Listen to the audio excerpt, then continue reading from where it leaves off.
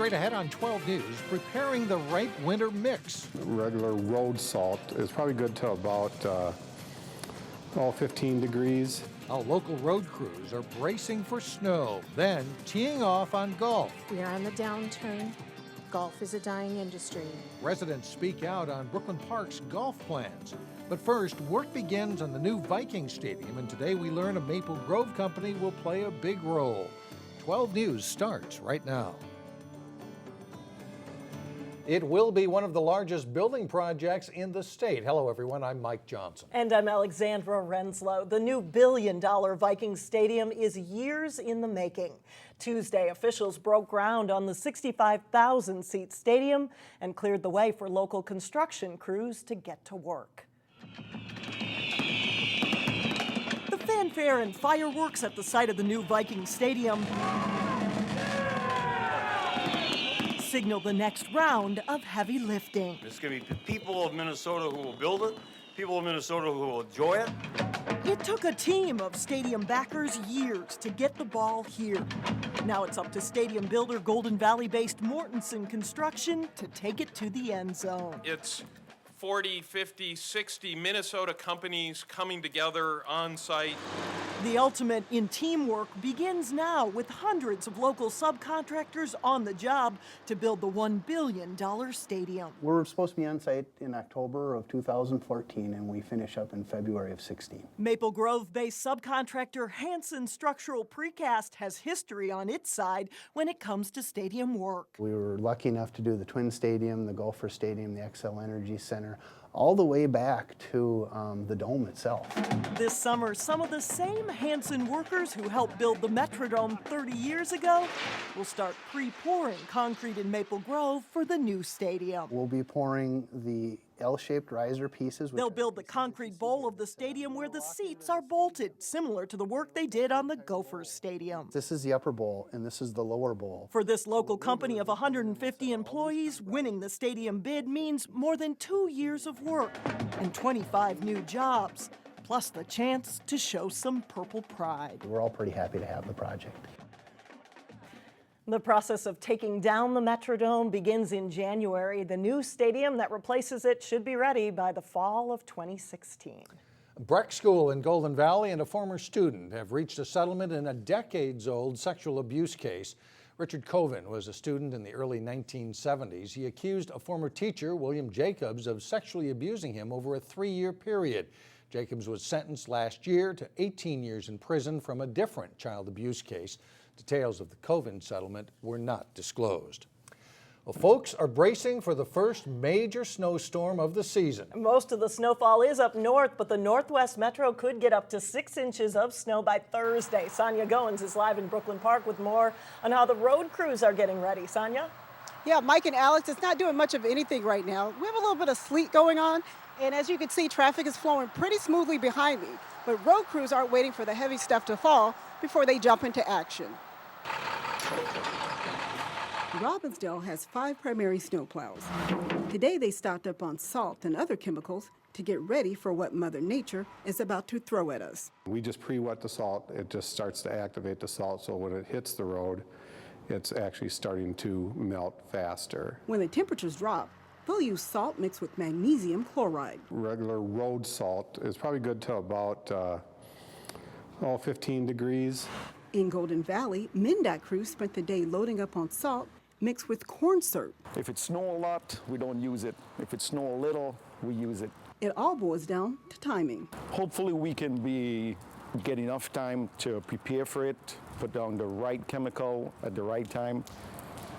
Supposedly it works, you know. MnDOT crews say they will work around the clock to clear the roads.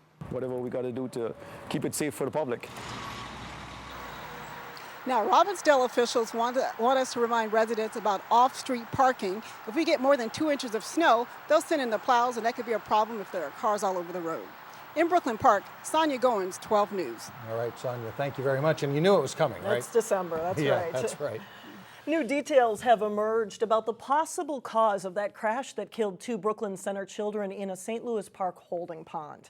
The Pioneer Press reports a search warrant application filed by the State Patrol reveals the driver may have overcorrected, causing the crash. That determination, however, is only preliminary. A final accident report is weeks away. Brooklyn Park leaders are standing behind what they call a community icon. The City Council voted to move forward with a strategic plan that aims to breathe new life into Edinburgh, USA, and its smaller neighbor, the Brookland Golf Park. Renee Bonneau joins us now with details. Renee? Mike and Alex, consider this crisis management. If the city did nothing, Edinburgh would be about $2 million in the hole by 2018. The approved strategic plan combines cost-saving measures with much-needed course improvements. One of the city's top priorities is to get the 26-year-old Edinburgh course and nearby Brookland Golf Park back up to par. Trees will be removed, greens will be rebuilt. The sand traps at Edinburgh, USA will all be rebuilt, totally rebuilt.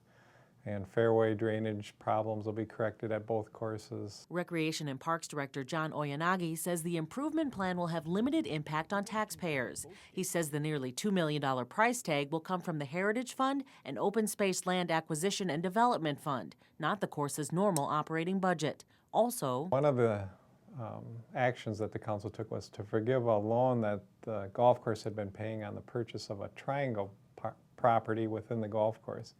And so that'll save the golf course about $125,000 a year. Oyanagi says he's confident these moves will get both courses out of the red. We are on the downturn. Golf is a dying industry. But some outspoken residents say the city should not put so much effort and investment into an amenity that only serves a sliver of Brooklyn Park's population. The city's average age is 32 to 35. Younger families account for most of half of the residents here. Only 50% of those living here are actually Caucasian. Your consulting firm says that 91% of the 6,000 golfers that golfed last year were Caucasian. Now, to me, I don't see our city's mission. After hearing from the public, the city decided that expensive renovations to Edinburgh's clubhouse and parking lot are not a high priority. Meantime, the course improvements are slated to be finished by next summer. The city's goal is for both golf parks to see enough positive change by 2016. Mike? All right, thank you. It was also budget night for the Brooklyn Park City Council. Some council members wanted to see more cuts. Others said now is not the time. We've had this budget since August. And it frustrates me that on the final budget night, now we're going to try to cut $267,000 out of a budget. Beyond frustration, I'm frustrated as well that we're being told that staff's feeling about what's good for our community is more important than the body elected by the residents and taxpayers of this city. In the end, Brooklyn Park approved the budget, increasing general fund spending in 2014 by $2 million. Council members Maida and Jordan were the lone no votes. According to city staff, about 28% of Brooklyn Park homeowners will see a tax increase. For the other 72%, taxes will remain flat or decrease. About 45% of the city's budget goes to police. Coming up, a problem in Europe and something to be aware of right here. We'll look at the risks caused by low levels of vitamin D. Then later in sports, a cross-country trip for a cross-country team. See how Wayzata runners are getting ready to compete at a big national meet. But first, that wintry snow mix is expected through Wednesday evening.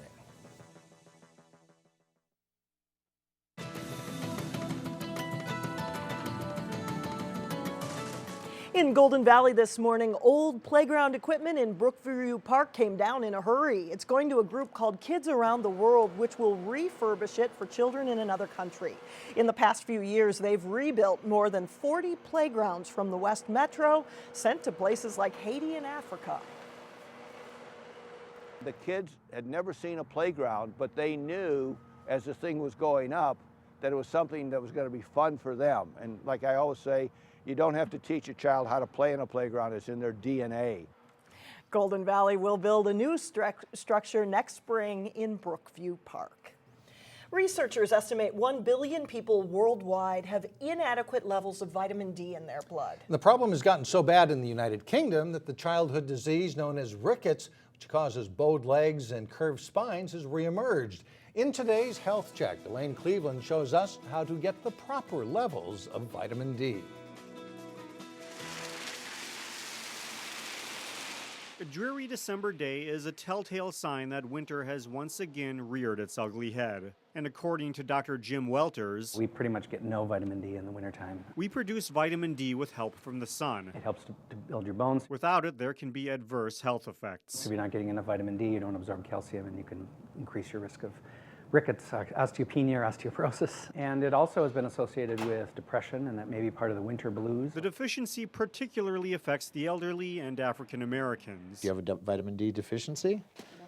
You don't know? We're going to find out. Yeah. That's one reason why doctors recommend those most at risk get a blood test to determine their levels. Unless you're getting it in another source, you don't get any in the wintertime. If your vitamin D levels are considered low, something as simple as a tweak in diet can make up for the deficiency.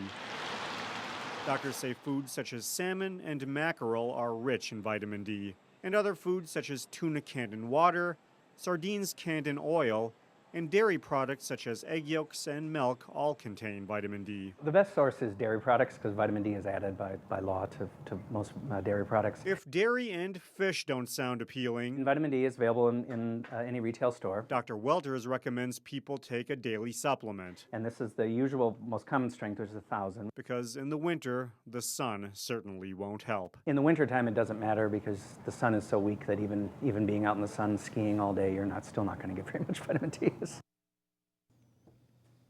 The doctors say that in the summer you need 15 minutes of sunlight a day to absorb the necessary vitamin D levels. Well, coming up, a local middle school's out-of-this-world visit with NASA. But first in sports, the Park Center girls basketball team shoots for some lofty goals this season. John Jacobson catches up with the Pirates next. John Jacobson with sports now. We start with a cross-country team going cross-country for a meet, right? They'll get out of the snow and run out west, and against some great competition this weekend. The high school season may have ended, but the cross-country season continues for the Wayzata boys and girls. The teams will make a run at the Nike Cross Nationals this Saturday in Portland, Oregon. Here's Jason Malillo with more. The Nike Cross Nationals is an unofficial national championship for high school cross-country teams. The Wayzata girls, winners of 2 straight state titles, have been looking forward to the Cross Nationals since last summer. We've been training for this national race since June. With such a strong team this fall, it was almost a foregone conclusion the Wayzata girls would win state. Qualifying for Cross Nationals was really the team's ultimate goal.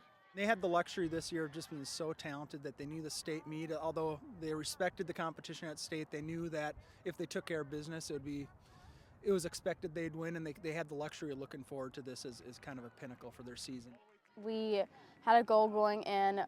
We want to qualify. Okay, we qualified. Now our goal is, can we get top 3? Can we win nationals? I mean, our goal is to get top 3 to win nationals. I know our teammates and I have worked really, really hard to do that.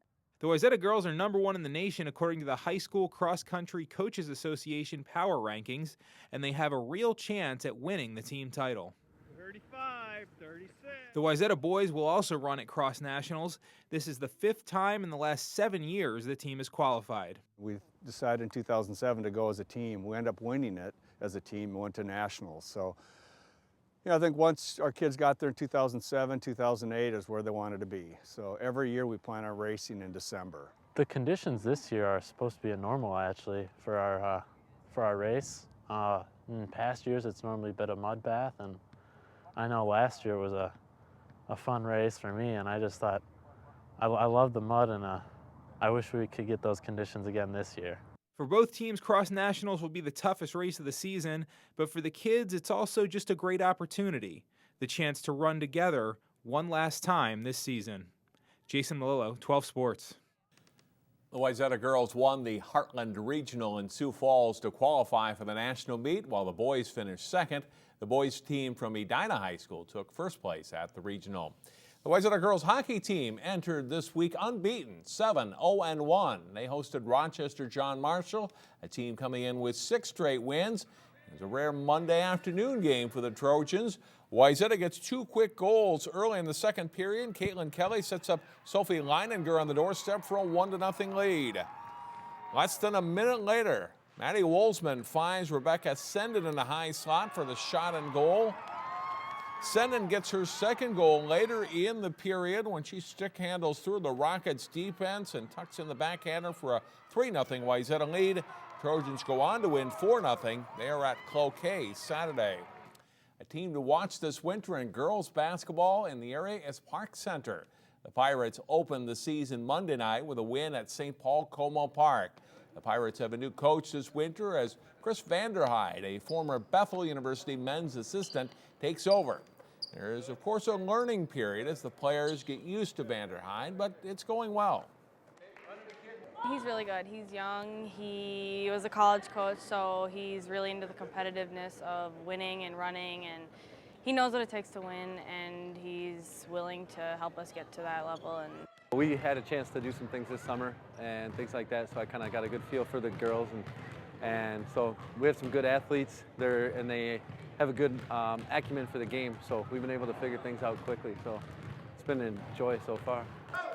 The Pirates are primed for what should be one of their better seasons. They're led by Wisconsin signee Kayla McMorris, one of the state's top players. She's joined by other returning standouts, Hannah Schaub and McKenna Dubois, for a team that's played in 3 straight section finals in Class 3A. Add in an outstanding group of freshmen, and this could be a very good season for PC. I think things are going really well. I'm very excited for what we've been doing. We've been doing like a lot of offensive, defensive stuff, and we've been like fast and like up tempo and about everything. We should be really good this year. We have a great chance of going to state, even taking it all, and hopefully we'll end up taking it. Park Center opens Northwest Suburban Conference play with a key game at Centennial Thursday. A very good Cougars club. That's a great way to start out the conference season for them. Great, thanks a lot, John. Still ahead, opportunity knocks for Jackson Middle School students. How students got to talk with scientists from NASA when we come back. Well, finally, a rare science opportunity for 8th graders at Jackson Middle School. They got a chance to video conference with NASA scientists about one of the most ambitious missions ever launched into space. That's the Cassini spacecraft, which was launched in 1997 and is now exploring Saturn and 2 of its moons. A winning essay allowed the class to meet with NASA. I think the excitement about just able to have the reward of being able to talk to NASA, but I know they were taking notes as we were going through, so we're going to kind of debrief back in class and see how it goes. So hopefully their interest was piqued a little bit more. 8th grader Hannah Ray won the contest and got to ask the questions. So if you think about it, Cassini was launched in '97, and these are 8th graders. They weren't even born yet. Not born yet, but it's time to learn. But they're asking good questions. That does it for us. Thanks so much for joining us. Stay with us. Community Corner is coming up next.